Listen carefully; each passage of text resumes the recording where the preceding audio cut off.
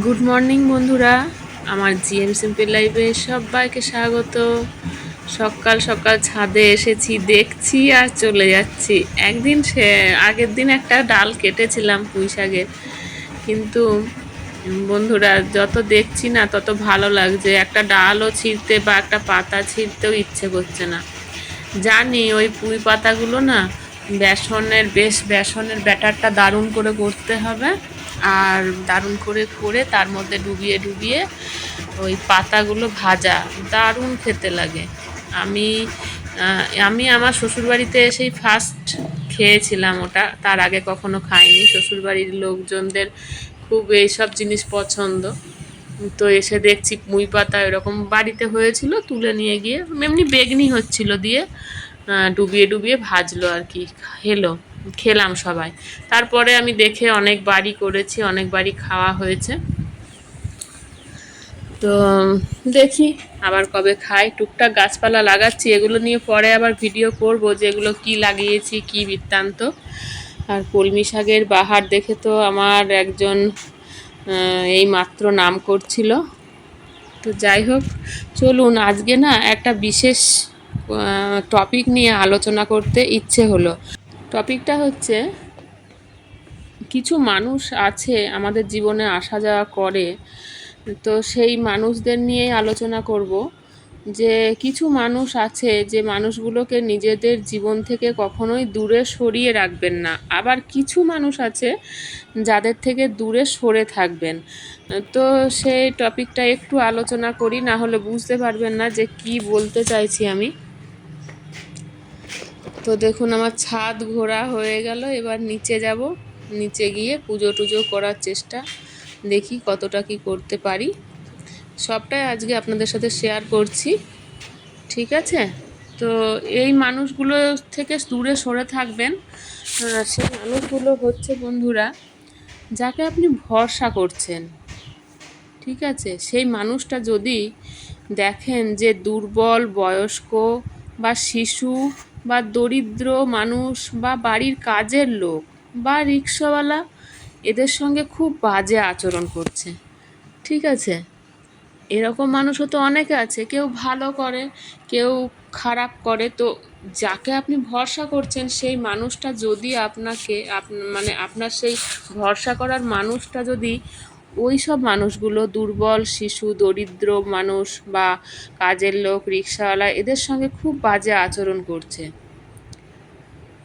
তো সেই সব মানুষগুলোকে কিন্তু এক কথায় বলবো, ভরসা না করাই উচিত। কেননা তারা যদি এইসব মানুষদের সঙ্গে সহানুভূতিশীল হয়ে না চলতে পারে, তাদেরকে একটু ভালো ব্যবহার না উপহার দিতে পারে, তাহলে সেই মানুষের মনটা কিন্তু ঠিক নয়। এটা আমার মনে হয়। এটা গেল 1 নম্বর পয়েন্ট।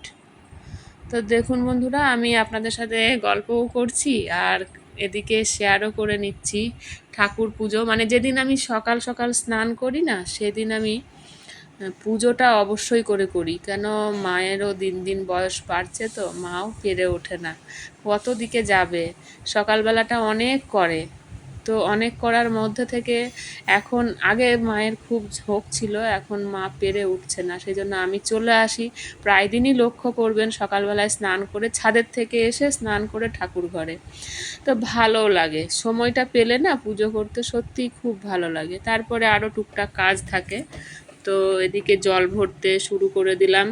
ফিল্টারের জল ভরে রাখি এইভাবেই, বালতিতে করে ভরে নিই, দিয়ে বোতলে করে করে যেমন যেখানে রাখার রাখি। তো ঠিক আছে, জল ভরা হোক। চলুন আমি দ্বিতীয় পয়েন্টে যাই। আপনি যাকে ভরসা করছেন তাকে জানতে হবে সে কী ধরনের আলোচনা পছন্দ করে। মানে অন্যের নামে নিন্দে চর্চা, নাকি অন্যের সমালোচনা, নাকি শুধু তর্ক করেন। এমন মানুষ অনেকেই আছেন কিন্তু, যে অন্যের সমালোচনা করতে খুব ভালোবাসেন। আবার তর্ক, কথায় কথায় তর্ক করতে থাকেন, এগুলো কিন্তু ভালো লাগে না। দেখবেন এমনি যারা স্বাভাবিক সাধারণ মানুষ তাদের কিন্তু পছন্দ হবে না। স্বাভাবিকভাবেই এইসব মানুষগুলোর থেকে দূরে থাকা উচিত। আর এই সব মানুষগুলোর থেকে যদি দূরে আমরা না সরে যেতে পারি, তাহলে কিন্তু নিজেদেরই ক্ষতি। তো সেই হিসেবে সরে যাওয়া উচিত। 3 নম্বর পয়েন্টে যাই বন্ধুরা, দায়িত্বশীলতা। সবার উপর দায়িত্ব কর্তব্য করে কি না এটা কিন্তু আপনাকে লক্ষ্য করতে হবে, যাকে আপনি ভরসা করছেন, নাকি শুধু নিজেই নিজেকে নিয়ে ব্যস্ত থাকে, এটা কিন্তু অবশ্যই দেখার দরকার। ধৈর্যশীল কি না এটা অবশ্যই আমরা দেখব, সে ধৈর্যশীল কি না। ধৈর্যশীল যদি সে না হয় তাহলে আপনার উপর সব সময় যেন আপনি যাকে ভরসা করছেন সে সব সময় বিরক্ত হবে, কটু কথা বলবে বা চর্চা করবে, এই জিনিসটা তার মধ্যে থেকেই যায়। তো আমি কাজকর্ম সেরে ফেললাম, দেখুন খাচ্ছি, এরপরে ডিউটি বেরোবো, অনেক কিছু কাজ থাকে। তো যাই হোক, দায়িত্ব কর্তব্য করে কি না এটা কিন্তু খুব লক্ষ্য করবেন, নাকি সব সময় নিজেকে নিয়ে ব্যস্ত আছে। আর এক কথায় ধৈর্যশীল কি না, হঠাৎ হঠাৎ রেগে কথায় কথায় রেগে যাচ্ছেন কি না, এই জিনিসগুলো কিন্তু কোনো মতেই ঠিক না। এইসব মানুষগুলোর সাথে বরং থাকা তো যায়ই না, ভরসা করাও যায় না। তবে হ্যাঁ, যদি কারো খুব কাছের লোক, বাড়ির লোক হয়ে থাকে তাহলে অবশ্যই সেগুলোকে মানিয়ে নিতে হবে। তার এই যে গুণগুলো, এগুলোকে একটু একটু করে পরিবর্তন করার চেষ্টা করতে হবে। এগুলো না করলে অশান্তি লেগেই থাকবে, মনোমালিন্য, এই জিনিসগুলো রয়েই যাবে। দেখুন কথা বলতে বলতে আমার এদিকে খাওয়াও হয়ে গেল।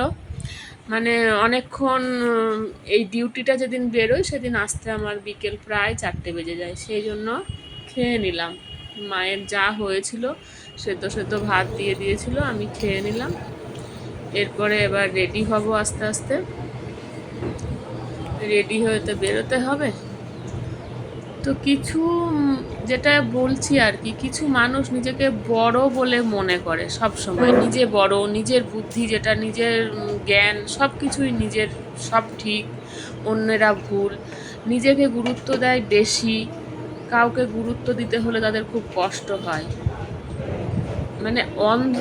কাউকে এইভাবে অন্ধ বিশ্বাস করবেন না যে সে সত্যি আপনার খুব শুভাকাঙ্ক্ষী, এই জিনিসটা মনের মধ্যে আনাই চলবে না। আর যে দেখবেন আপনার উপর দায়িত্ব কর্তব্যটা ঠিকঠাক পালন করছে, বা সে দেখবেন সব মানুষকে ভালোবাসছে মন প্রাণ দিয়ে, হ্যাঁ উজাড় করে দিতে হবে না সব কিছু, কিন্তু একটা ভালোবাসা, একটা আন্তরিকতা, একটা ভালো ব্যবহার, এটুকু তো করতে পারে। মানুষকে ভরসা করব, এরকম মানুষ যদি থাকে যে ভরসা তাকে আমাকে করতে হবে, তো এই ভালো গুণগুলোকে দেখে ভরসা করব। মোটেই তাদের এই গুণগুলোকে, এই যে গুণগুলো আমি বললাম সেই গুণগুলো যদি থাকে তাহলে ভরসা করা মোটেই যাবে না। আর দেখবেন ভালো মানসিকতার মানুষরা কখনোই পরনিন্দা, পরচর্চা বা পরের দেখে এই ব্যঙ্গ করা, বিদ্রূপ করা, এই জিনিসগুলো কিন্তু করে না। তাদের যদি কোনো ভুল ত্রুটি থাকেও, যদি বিপরীত পক্ষের যদি কোনো ভুল ত্রুটি থাকেও, তো সেটা তারা শুধরে দেওয়ার চেষ্টা করে, সেটা নিয়ে ব্যঙ্গ করে না। তো এই মানুষগুলোর থেকে একদমই দূরে সরে থাকবেন, যারা সব সময় নিন্দে, তর্ক, চর্চা, ব্যঙ্গ এগুলো করতেই থাকে। আর দায়িত্ব, কর্তব্য, ধৈর্য এইগুলো যাদের একদমই নেই, তারা নিজেদেরকে নিয়েই ব্যস্ত থাকে, সেই সব মানুষগুলো থেকে দূরে সরে থাকা আমার মনে হয় ভালো।